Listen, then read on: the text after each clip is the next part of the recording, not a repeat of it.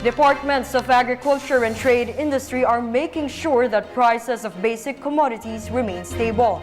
Teams from both departments inspected at least 3 big public markets in Quezon City this morning to make sure that traders are complying with the suggested retail prices. This report.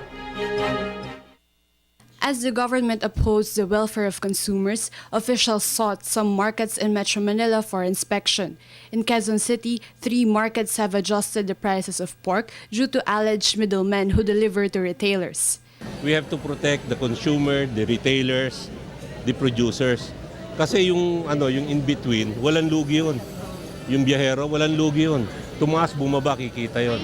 Gagawin natin, 170 ang laman, 180 ang liempo. Kwentahin natin kung makano matitira. Kinuwenta namin, matitira sa amin 200. Magbabayad kami ng pwesto, magbabayad kami ng tauhan. Kanino po kayo umahango? Marami nang hinahango dito eh.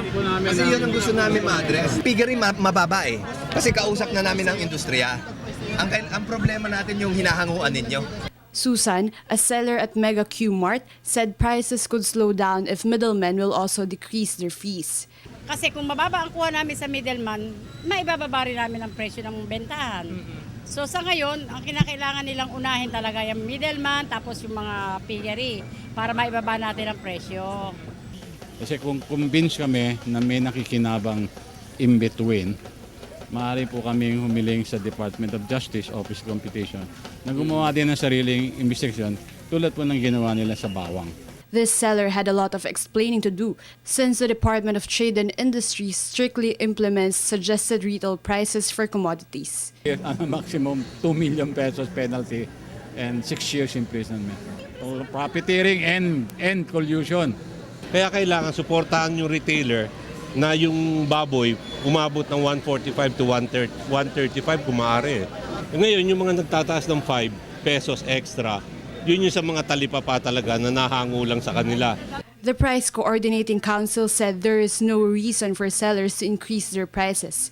DTI warned unscrupulous sellers that there are sanctions that could be placed upon them if they are caught. Papakinggan namin ngayon, no? Pero at a certain point, lang may desisyon, di ba? Puro lugi o abutin namin yan. Hindi po kayo malulugi.